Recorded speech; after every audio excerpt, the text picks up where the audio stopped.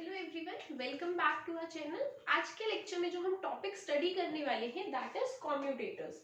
चाहे कोई भी कॉम्पिटिटिव एग्जाम हो, इधर it be CSIR, net, gate और इवन दो आईआईटी एग्जाम में भी ये क्वेश्चंस पूछे जाते हैं, तो ओनली डिफरेंस रिमेन्स कि आईआईटी एग्जाम में जो प्रॉब्लम्स आती है वो सिंपल होती है, मतलब उसमें मैक्स टू मैक्स दो फंक्शंस इंक्लूडेड होंगे। बट जब हम बात करते हैं नेट या गेट के एग्जाम की, तो प्रॉब्लम्स थोड़ी सी कॉम्प्लिकेटेड होती है। ऑपरेटर्स जो इन्वॉल्व होंगे क्वेश्चन में, दो से ज्यादा भी हो सकते हैं, दो से भी क्वेश्चन आता है, दो से ज्यादा भी हो सकते हैं।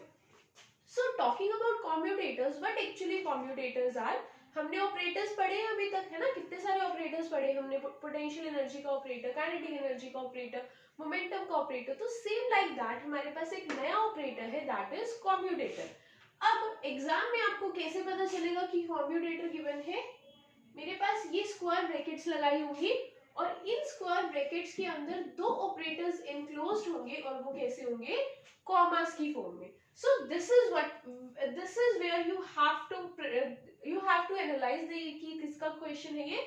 कॉम्यूटेटर्स का। मतलब एग्जाम में कभी कभी स्टेटमेंट डायरेक्टली भी लिखी होती है, find the commutator of this, या कभी कभी ऐसे दिया होगा या फिर it will be asked find the value of this. तो आपको पहचानना है कि अगर स्क्वायर ब्रैकेट्स है और कॉमा है, इट मींस आपको क्या पूछा गया है? कॉम्यूटेटर। अब ये क्वेश्चन है how to solve the answer for this.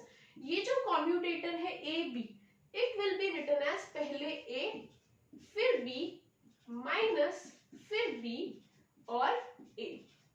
मतलब इसको जो इसका सॉल्यूशन है वो इस फॉर्म में जाता है। अब आपको पता है, अगर मैं डिफरेंशिएशन की बात करूं डी बाई डी एक्स, इसका खुद में तो कोई सिग्निफिकेंस नहीं है जब तक कि इसको किसी फंक्शन पे अप्लाई नहीं किया जाता, है ना। अगर मैं अकेला लिख दूं डी बाई डी एक्स, तो इसका क्या मतलब है? इसका कुछ भी मतलब नहीं है। तो सेम लाइक दैट ये जो ऑपरेटर है कॉम्यूटेटर ऑपरेटर, इसका खुद में कोई सिग्निफिकेंस नहीं है जब तक कि इसको किसी वेव फंक्शन पे अप्लाई ना किया जाए। ओके, सो अब हम जो क्वेश्चन सॉल्व करेंगे उसमें हमारे पास क्या होगा?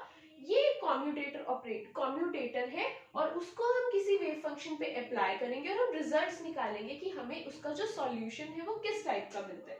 तो starting from first type of question, आप इसमें हेडिंग डाल सकते हैं। तो first heading will be, you can say कि type number one will be commutators of the type जो हमारे पास इस टाइप के होते हैं, डी बाई डी एक्स और एक्स। इस टाइप के जो कॉम्यूटेटर्स होते हैं ये टाइप वन में आएंगे हमारे पास। तो इसको कैसे सॉल्व करना है? जैसे D by d x x है, तो आपको अभी पिछला जो मैंने किया उससे रिलेट करके देखो, ए कॉमा बी विल बी पहले ए फिर बी माइनस पहले बी फिर ए। यही करते हैं। अब फिर से वही बात कि इसका खुद में कोई सिग्निफिकेंस नहीं है जब तक कि इसको वेव फंक्शन पे अप्लाई ना किया जाए। तो अब हम क्या करेंगे? इसको वेव फंक्शन पे अप्लाई करेंगे। ठीक है, अब हमें इस पार्ट को सॉल्व करना है। अब एक पॉइंट याद रखना, ये कॉम्यूटेटर की ब्रैकेट है, these are just normal brackets जो हम यूज करते हैं, क्योंकि एक बार आपने इसको ओपन करके लिख दिया commutator, now you have sold. अब इसका कॉम्यूटेटर यही होता है, बस अब हम इसको थोड़ा सा सिंप्लीफाई करेंगे। तो सिंप्लीफाई करके क्या आएगा? D by d x, x के साथ अंदर साई मल्टीप्लाई हो जाएगा, minus x d psi by d x. Psi मैंने क्या करा? अंदर मल्टीप्लाई कर दिया। अब अगर आप इस पार्ट को देखो तो it is a differentiation of x multiplied by Sai. अब साई भी x पे डिपेंड करता है और x तो ऑब्वियसली x पे डिपेंड करता है। तो मेरे पास दो फंक्शंस आ गए जो x पे डिपेंड करते हैं। जब उसका डिफरेंशिएशन करना है वो हम करेंगे प्रोडक्ट रूल से। पहले x as it is d psi by d x, फिर plus psi as it is, x का डिफरेंशिएशन विल बी 1 और ये पीछे वाली टर्म तो एज इट इज ही रखेंगे। ये आ गया सिंप्लीफाइड पार्ट, इसमें से ये दो terms cancel out. So the final answer, start हमने किया किससे? D by d x x Sai से, और उसका जो फाइनल आंसर आया वो क्या आया? ये। ठीक है, अब सॉल्व कर लिया। अब हम देखते हैं इसमें हमारा आंसर वाला पार्ट क्या है। देखो, ये वेव फंक्शन है, ये वेव फंक्शन है, ये तो हमने लगाया बिकॉज हमें पता था कि ऑपरेटर का खुद में कोई यूज नहीं है। बट एग्जाम में जो आपको क्वेश्चन पूछा गया है वो इसका पूछा गया। तो comparing both sides, Sai Sai तो वी कैन एक्सक्लूड, तो ये कंपेयर करके ये वैल्यू किसके इक्वल आ रही है? 1 के। So the result to this question will be 1। मतलब जब मैंने कॉम्यूटेटर निकाला डी बाई डी एक्स और एक्स का रिजल्ट कितना आया? 1। आपको ऐसे ही सॉल्व करने हैं क्वेश्चंस। अब ये x था, नेक्स्ट टाइम पे आपको क्या आ रहा है, let's suppose the question is for x square, एक एग्जांपल करा एक्स वाला, अब हम एक्स स्क्वायर करके देखते हैं। तो जब एक्स स्क्वायर करेंगे तो सब जगह स्क्वायर स्क्वायर हो जाएगा, है ना, फिर जब अंदर मल्टीप्लाई किया तब भी स्क्वायर स्क्वायर हो जाएगा, ठीक है। अब ये पार्ट थोड़ा सा डिफरेंट रहेगा बिकॉज अब हमें डबल डिफरेंशिएशन करनी है। अब हमें क्या करना है, प्रोडक्ट रूल लगाना है। तो प्रोडक्ट रूल लगाने के लिए x square as it is d psi by d x, ठीक है, प्लस एक्स स्क्वायर का डिफरेंशिएशन विल बी 2x और साई को रखा ऐसे ही बिकॉज पहले इसको एज इट इज इसका differentiation, psi as it is x square का differentiation, minus x square d psi by d x, तो ऐसे ही चलेगा। Cancelling both terms we have 2x psi, ठीक है। स्टार्ट किससे किया, इससे। अब हम रिलेट करके देखते हैं जरा कि एक्चुअल में कुछ पैटर्न फॉर्म हो रहा है या नहीं। वी हैव दिस एक्सप्रेशन, ये जो एक्सप्रेशन है that comes out to be 2x psi, मतलब अगर मुझे इस वाले पार्ट की वैल्यू निकालनी है, psi psi we will exclude from both sides, तो ये मेरे पास किसके इक्वल आ गया, 2x के। आपको क्या करना है, वीडियो को पॉज करना है और ये सेम क्वेश्चन अब सॉल्व करके देखना है x क्यूब के लिए। Take your time and try solving this same procedure you have to apply. बस क्या होगा, यहाँ पे 3x स्क्वायर आ जाएगा, ठीक है। सॉल्व करने की ट्राई करो और देखो उसका आंसर क्या आता है।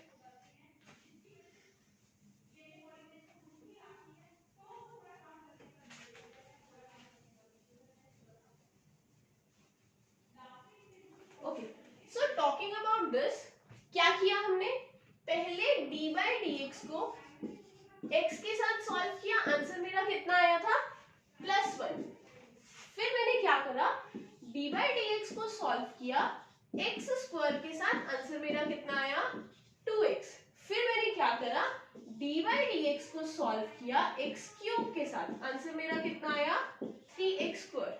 फिर डी बाई डी एक्स को सॉल्व किया x4 के साथ, आप चेक करके देखना आंसर आएगा 4x क्यूब। तो ये पैटर्न फॉर्म होता हुआ दिख रहा है ना, x का 1, x का 2x, 3 इसका ये। तो अगर मैं जनरलाइज करके लिखूं, मेरे पास ये फॉर्मूला, ये इक्वेशन आपके पास क्वेश्चन में आ रही है x की पावर n, अब वो पावर कुछ भी हो सकती है, the value for this commutator will be nxn minus 1। This is how you solve these type of questions. मतलब अगर ऑपरेटर कोई भी आएगा, लेट्स सपोज अब ना आपके पास ऐसी पावर आ गई, आपके पास पावर आ गई 50, आपके पास क्वेश्चन आ गया d by d x, power आ गई x रेज़ टू पावर 50, तो आपको कुछ सॉल्व करके देखने की जरूरत है। सिंपल फॉर्मूला में पुट करो, that will be 50x 49, that will be the answer. So this is how we solve these type of questions. अब ये टाइप नंबर 1 हो गई। टाइप नंबर 1 में क्या था, ये d by d x x n. अब हम करेंगे टाइप नंबर 2। तो टाइप नंबर 2 में हमारे पास क्या है, type number 2 is of the form x पहले और d बाई डी एक्स बाद में। इसमें क्या है, x पहले है और d बाई डी एक्स बाद में है। तो इसको आप सॉल्व करके देखना, you will get the answer -1। क्या होगा, आंसर आ जाएगा -1। अगर आप इसको सॉल्व करके देखोगे, बस हम क्या करें, इंटरचेंज कर रहे हैं। अगर इसको सॉल्व करके देखोगे then it will be -2x, और इसको सॉल्व करके देखोगे x cube d by d x, it will B -3x square. और अगर मैं इसको इस फॉर्म में लिख दूं x4 d by d x, so that will B -4x cube. तो पैटर्न समझ आ रहा है यहाँ पे, जब d बाई डी एक्स पहले था तो प्लस में आ रहा था, जब अब अगर मैं क्या करूं, x को पहले लिख दूं x d by d x, then the equation will become minus. बस सिंपल फॉर्मूला। आपको एक रिजल्ट पिछला वाला याद है, तो कॉम्यूटेटर के लिए दिस थिंग होल्ड्स एवरीवेयर कि अगर आप ऑपरेटर्स को प्लेस इंटरचेंज कर दोगे तो जो पॉजिटिव है वो नेगेटिव और जो नेगेटिव है वो ऑटोमेटिकली पॉजिटिव आएगा ही आएगा। Okay, so this is how you have calculated to, you have to memorise two general formulas. पहले d बाई डी एक्स का x के साथ था तो plus n x minus x n x n minus 1, और अगर ये ऐसे है interchange that will be -n(x - 1). So these are the type of questions, these are like the first type of questions that can be asked। अभी operators और अलग अलग type के हो सकते हैं। कैसे अलग अलग टाइप के, सपोज यही सेम ऑपरेटर लिया मैंने, कॉम्यूटेटर के अंदर मेरे पास x तो था, x के साथ अब d बाई डी एक्स नहीं है, x के साथ है मोमेंटम ऑपरेटर। क्या है इसके साथ, मोमेंटम ऑपरेटर। अब आपको इसको सॉल्व करना है। तो ये हमारे पास टाइप 3 हो गई, when the commutator is between the position operator and the momentum operator. तो अब हम इसको सॉल्व करके देखते हैं. Same calculations we will carry out, कुछ डिफरेंस नहीं है. अब उन्होंने क्या कर दिया, बस ऑपरेटर उठा के आपको थोड़ा डिफरेंट दे दिया. तो इसको सॉल्व करते हैं.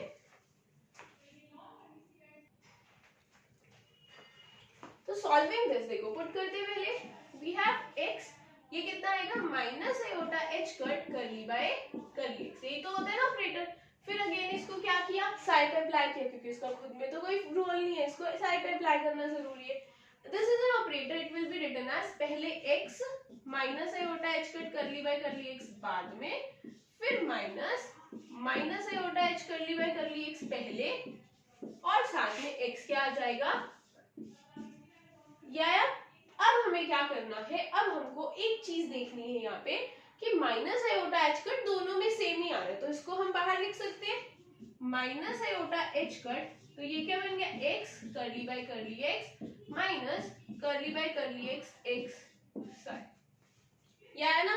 अब या तो आप इसको सॉल्व भी कर सकते हैं, not a big deal, you can simply multiply psi here and then solve, और उससे आप आंसर निकाल सकते हैं. बट अगर आपको उतनी कैलकुलेशन से भी बचना है तो आपको दिख रहा होगा कि ये माइनस आयोटा एच कट तो ठीक है, व्हाट इज दिस x, फिर करली बाय करली x, फिर करली बाय करली x पहले x बाद में. तो क्या ये वाला ऑपरेटर नहीं है, है ना ऑपरेटर यही वाला. कैसा ऑपरेटर है ये हमारे पास, ये इसको ऐसे लिख सकते हैं बिकॉज आप ओपन करोगे तो you will get the same formula. अब minus iota h cut, what is x curly by curly x, x curly by curly x तो हमने अभी सॉल्व किया, that is -1. So the answer to this part will be iota h cut. तो जब मेरे पास x px था तो answer कितना आया आयोटा एच कट. ओके, अब हम क्या करेंगे, इसका भी एक जनरल फॉर्मूला बनाएंगे.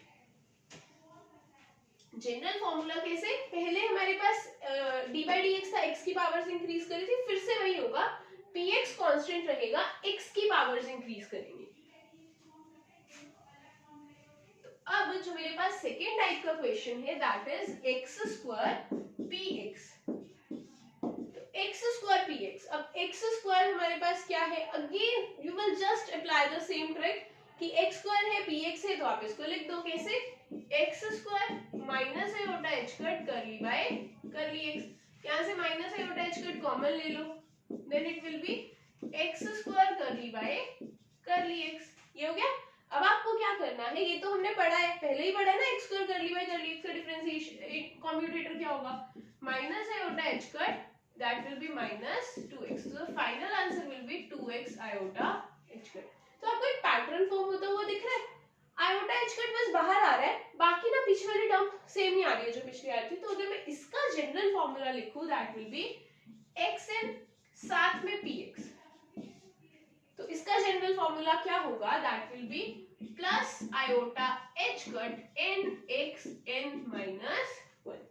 क्या देखना था, देखो एक चीज याद रखना, जब यहाँ करली बाय करली x था तो x पहले वाले पे नेगेटिव साइन आ रहा था. Just keep this thing in your mind कि जब पहले वाली टाइप हमने करी थी करली बाय करली x वाली, तो x के जब x पहले था ना तो नेगेटिव में आंसर आता है, यहाँ रिवर्स हो जाएगा. क्यों, क्योंकि यहाँ हम minus iota h cut common ले रहे हैं, तो here the results are reverse. वहां x पहले था तो नेगेटिव आ रहा था, यहाँ x पहले है तो आंसर क्या आ जाएगा पॉजिटिव में. तो इस पार्ट को अगर आपको सॉल्व नहीं भी करना, भूल जाओ कि ये सारा कुछ करने की जरूरत है, simply just memorise this part कि x raised to power n px है तो दैट विल बी दिस. और अगर मेरे पास क्या है, अगर मैं इसका कर दूं साइन रिवर्स,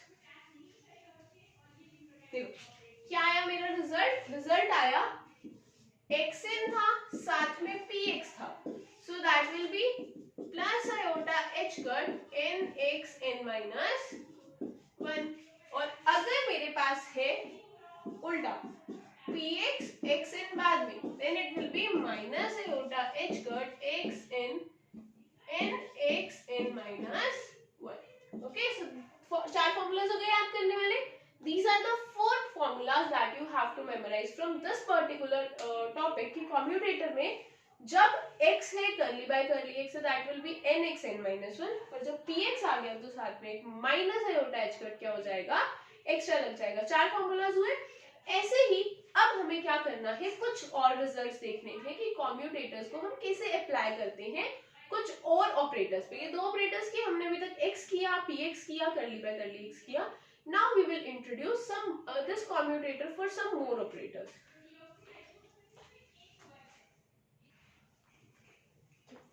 सो अब हमारे पास हमने कुछ 4 फॉर्मूलाज कर लिए। बहुत इंपॉर्टेंट सा रिजल्ट है दैट यू कैन से कि शॉर्ट ट्रिक की तरह करेगा। कैसे?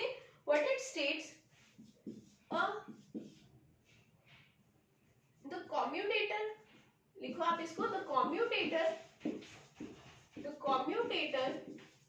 Of an operator with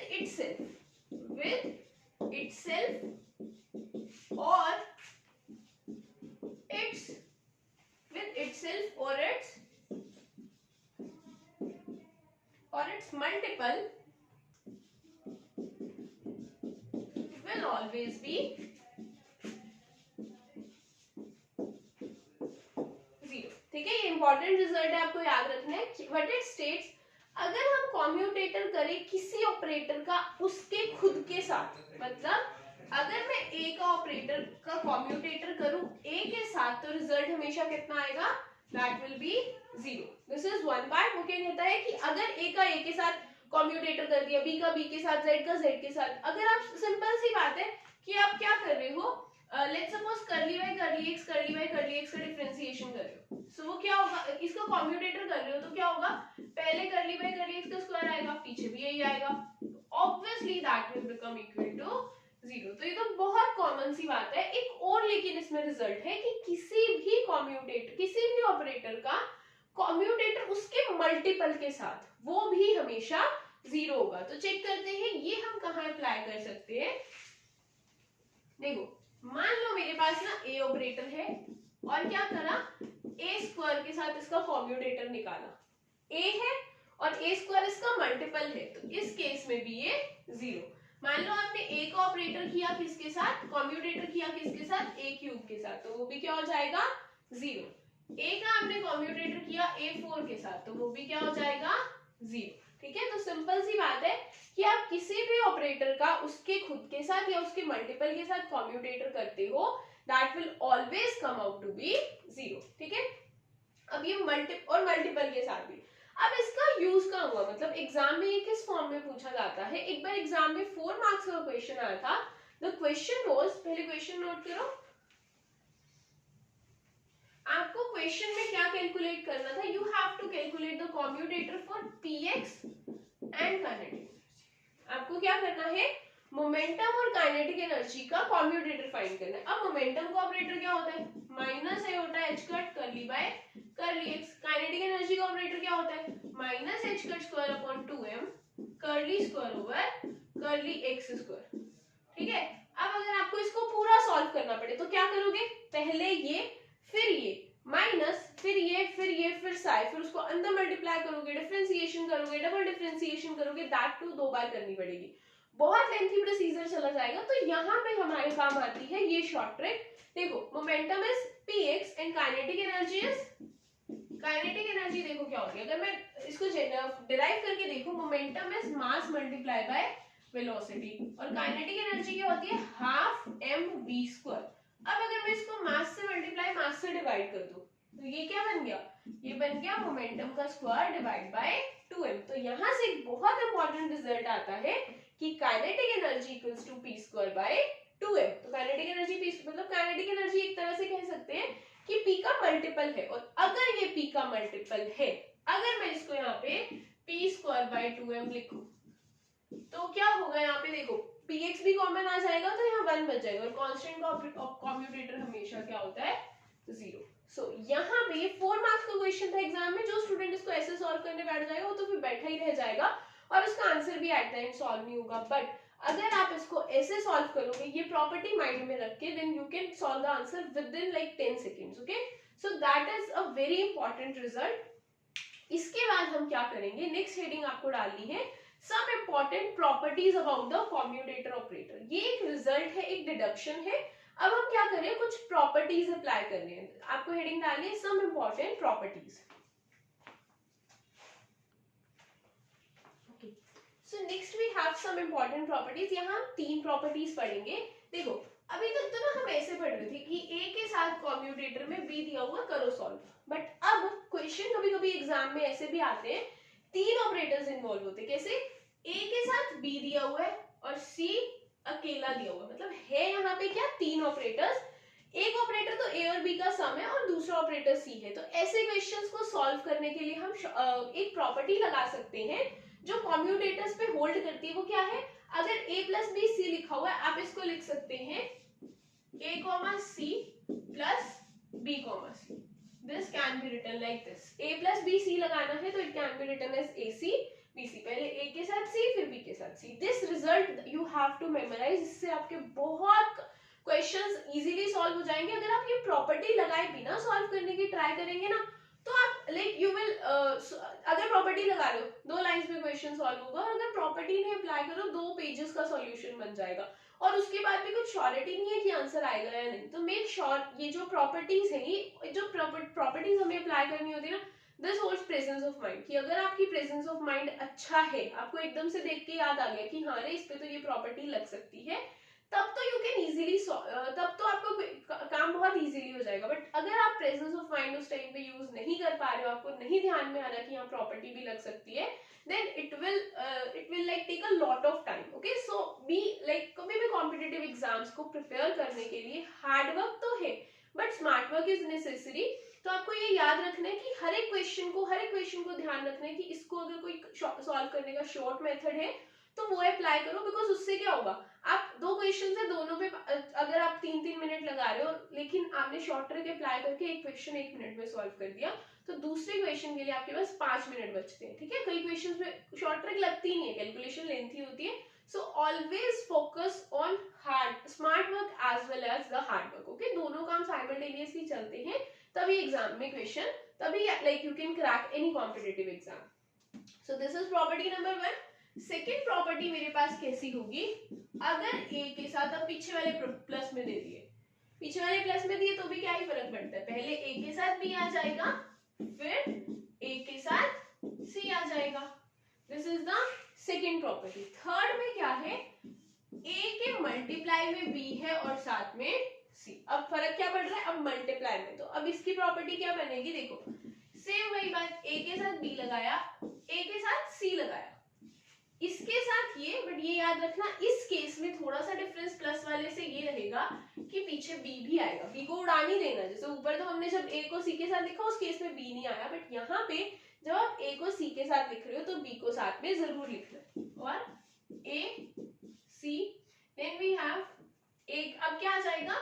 b आया c के साथ और a आ जाएगा बाहर। Okay, so this is the third property, और ये सबसे ज्यादा इंपॉर्टेंट जो अब हम नेक्स्ट टाइप करने वाले हैं, फिफ्थ टाइप, उसमें आपकी ये प्रॉपर्टी बहुत ज्यादा यूज होगी। तो मेक श्योर कि आपके माइंड में एकदम से क्लिक कर जाए क्वेश्चन को देख के कि ये प्रॉपर्टी यहाँ पे अप्लाई हो सकती है। So after writing down these properties we will do the fifth type of the commutator operators.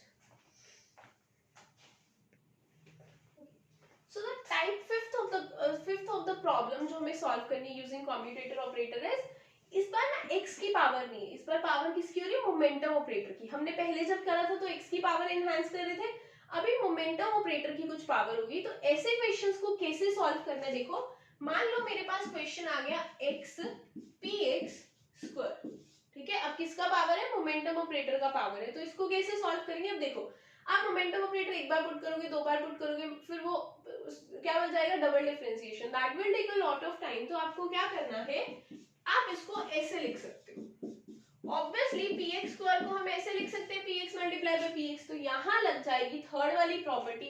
फिर उससे क्या आ जाएगा? एक बार x फिर px, दूसरा px बाहर, प्लस एक बार x फिर दूसरा px फिर पहला वाला px बाहर। तो इसको जब आप सॉल्व करेंगे, x px क्या है? x px we have already solved, that comes out to be plus iota h cut, और यहाँ से क्या आ गया? px, इधर से भी plus iota h cut px। So the final answer is 2 iota h cut px। ठीक है, तो फाइनल आंसर इसका क्या आएगा?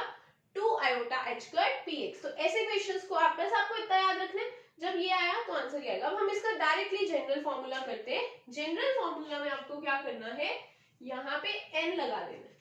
मान लो अगर यहाँ पे n हो तो क्वेश्चन कैसे सॉल्व होगा,